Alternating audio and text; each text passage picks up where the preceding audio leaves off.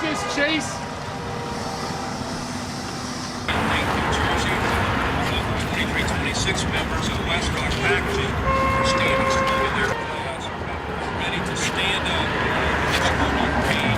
Stand up from 2250. Hell yeah! What? We're just talking about that. Woo-hoo!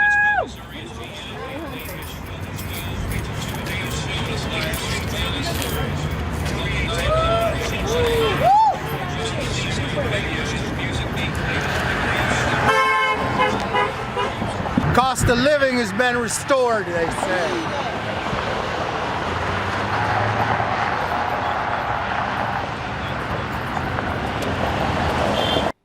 Both GM and Stellantis have rejected our profit-sharing proposals, and both companies have rejected our proposals to convert temps.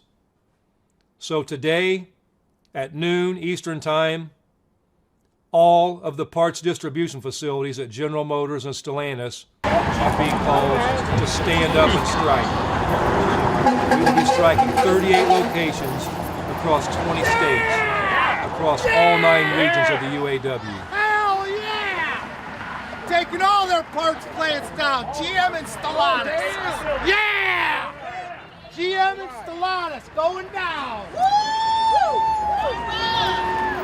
What'd you hear? 38 locations. No deal, no will. No deal, no will. Shut them down. Hell yeah!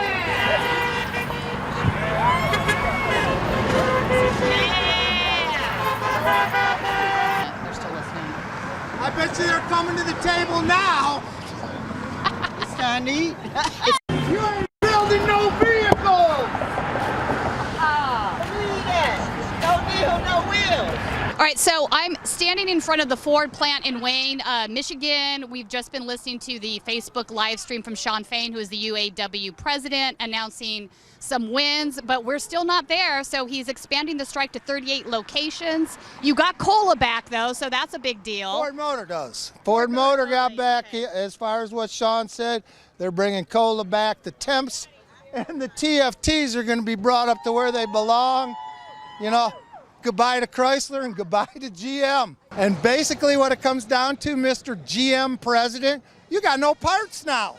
With no parts, you got no vehicles. Right on. That's what it's about. Right on. This right here, we're still on strike. I got to go. Yep, got you. No! Hey, we're not open! We're closed! Come on! Go away! Go away!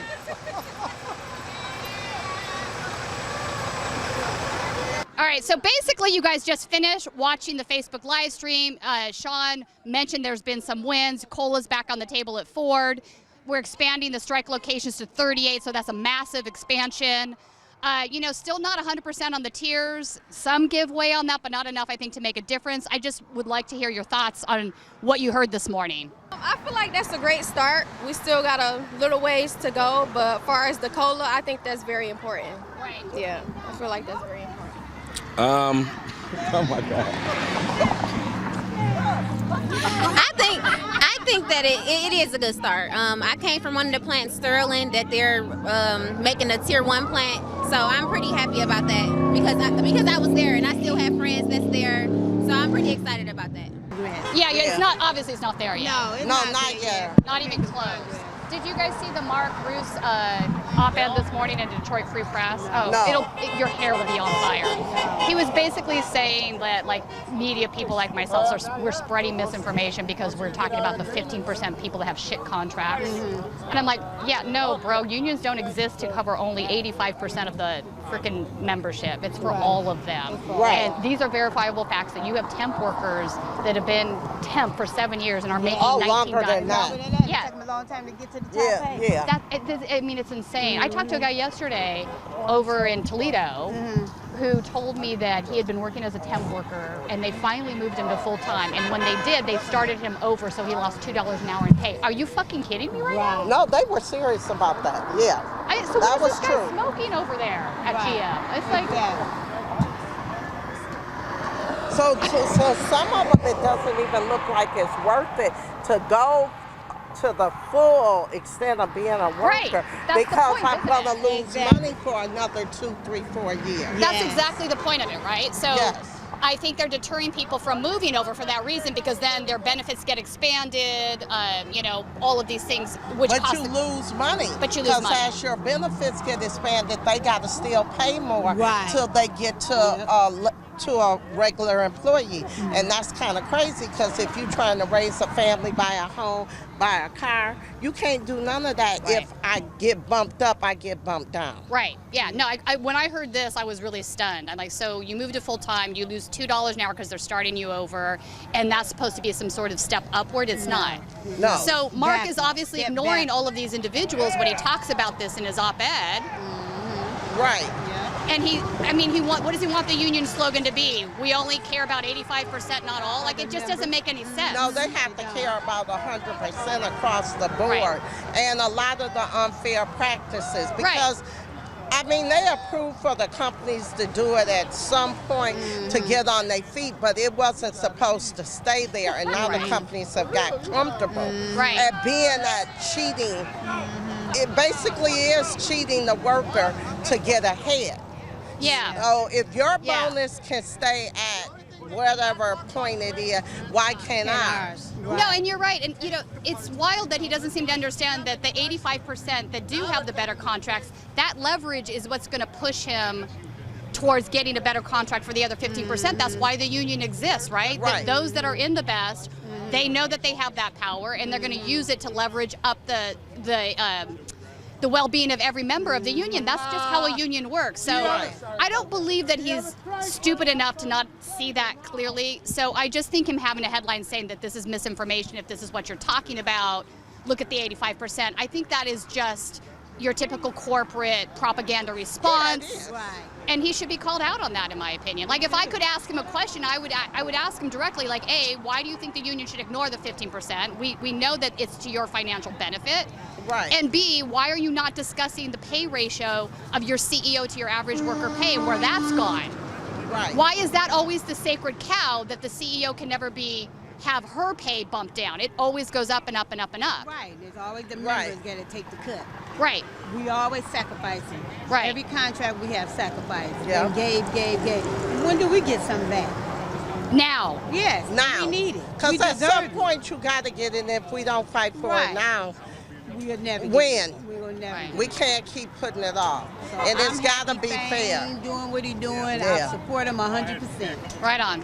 And it stabilizes the middle class, which is just washing away. No, and you're right on that. This isn't something that's isolated to auto workers or this area, right? We're seeing this with every company across the board. Oh, yeah. But we're also seeing a through line of the labor movement reawakening almost in the country, because we've got Starbucks, Amazon, like all of these corporations that have never been unionized are now becoming unionized. So I think we're in a different environment now, and people have kind of are like, we're done with this. We think we deserve a decent wage for doing our work fairness. and time off. I mean, they also have mandated 12-hour workdays for some of these workers. Some of them are 7 worth days, 12 hours. That's crazy. Just to make a living for their family, and that's sad. Part of that makes me think to myself also, well, clearly they don't have enough skilled workers that can take these jobs if you have to do a 12-hour shift. No, that's not what it is. Explain that to me. To me, it's greed. So if they have you in there and they have 2 shifts, say they just only have 2 shifts, they get to work as if they have 3 shifts. I see. But they work you like a dog to get that, instead of hiring another shift of 8, 8, and 8.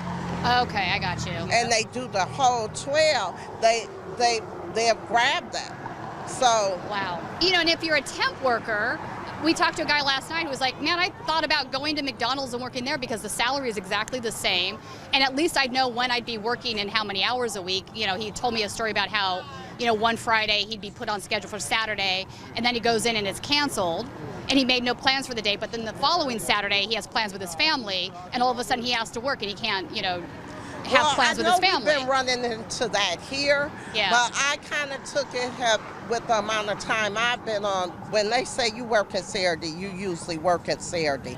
But because of the parts shortage, I felt that it was parts shortage. But I do understand for the younger people, because I worked with a young man, and he was getting frustrated because he had to pay his babysitter in advance for Saturday, and then they go cancel Saturday, and that's money he can't get back. He already paid. Wow. Yeah. That's a problem, especially if you're getting paid $17 or $18 an hour. Right. And he was just getting frustrated. He said, I can't do this because I'm losing money every week. Right. And I felt it because I said, yeah, you know, even though I don't need a babysitter for a kid, but I understood his pain. Right. Yeah. Right. All right. Well, thanks for talking with me. Thank you. Appreciate it. But I think Shawn Fain's point, and he's right on this, is that I'm not going to endorse any political candidate until they actually do something for us. Right. Enough with the lip service. Not just wrote. Don't just show up here for a photo op because you can. I mean, they could have passed the PRO Act. They didn't do that. I mean, it's a problem, and labor needs to hold them accountable. But to sell this guy as a pro-union president is Trump is definitely not a pro-union. Under any circumstances. And I've had it's this argument. laughable. I've had this argument for years in my own plan. I bet. I'm a one issue voter. I vote for my wallet. What allows me to feed my family? Right. Keep No, a I roof over get their it. head, I get it. a full refrigerator. Right. And when one of the candidates says you make too much money, he's not your guy. I'm gonna vote, I mean, not to be base, but I'm going to vote for the other guy. I'm going to vote for that guy. This guy says I make too much money. This guy says go make all the money you want. Exactly. I vote for that guy. Exactly. And I don't understand people that see that any other way. I mean, there's hear you. peripheral issues on every side of the political spectrum, Right? but you know what's the most important in the grand scheme of things? What you get paid. Ultimately, The economy, the economics, and it's not the broader economy. Like they keep trying to say the economy is doing great, blah blah blah, but it's not doing great for the vast majority of Americans. You have jobs that don't pay living wages, and that's a big problem. So you can't really look at a top line number and say and the stock market at this point is just a gauge for rich people's feelings. Absolutely. I mean, absolutely. And those few of us that are lucky to have a few nickels in there with our 401ks, but other than that, it's like that's it, right? So it's like when people say, look at the stock market. The economy's great. It's like, that's just a gauge of rich people's feelings. That doesn't really speak to the broader economy or how most Americans are living. And like I said, and if rich people decide that we're living too high on the hog, they just make an adjustment in the stock market and make sure we're not.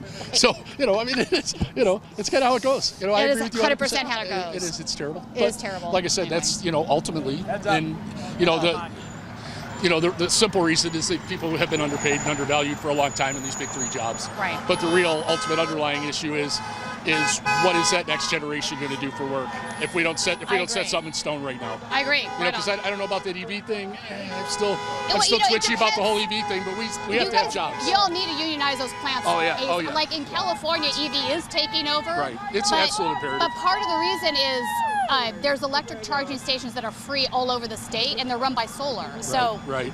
That's the only way that's going to work. Wow, wait, I don't ever have to buy gas again? You keep stabbing all these millions of charging stations into our already perilously bad. Yeah, it's a thing. I mean, it needs electric to be. grid is awful.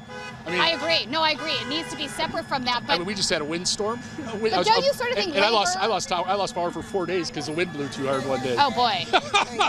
I sort of think that the bosses want to make it a problem though for labor because they can see it as a wedge issue where they can sort of. Oh, certainly. I've seen them bringing up, and I was like, but that's kind of skirting the issue here. The issue is all of those plants should be part of the union and unionized. Yes, it should have been automatic. I mean, it should have been before they opened the doors. Yeah, why before are we they got separating them? Before they got the tax subsidies to build the buildings, before the states gave them money to allow them to put that property there, before they could even buy the property. That should have been part of the purchase agreement. Okay. You will be unionized. Let me go back to that a second because that's really important. Why is the government giving loans to Ford, for example, this giant billions of dollars loans without any strings attached? Right, and whose money's behind it? They don't need the loan, but if you're going to do that, don't you think there should be a requirement to bring jobs back to the United States, Absolutely. have some sort of worker protections? Absolutely. And unfortunately, and it's it all rolls back to Trumpism. It really honestly does. Yeah, because there is no cooperation in government at the state level, at the federal level, between the parties. Because even in the Republican Party, you have the Trumpies that are completely unreasonable and want to see the whole country burn. Then you have what used to be moderate Republicans, and they're just You know, they just shove them under the bus to get rid of them. They are, and a lot of them are actually turning around and becoming Democrats and now. Democrats, which should be moving more progressively are placating, are trying to. I don't know what they're trying to do. They're trying to get the ex-GOP persons that are leaving because of the extreme right they're stuff trying to go to the middle instead of. As opposed to like placating the progressives that have been taking over the party since the Bernie Sanders campaign. I think you're right on that. I honestly believe that for a very long time. And then the other, slightly more robust way to say that is that Democrats are fucking weenies and always have been. And always have been. They always have been. And it pisses me off. It's been pissing me off for 50 years.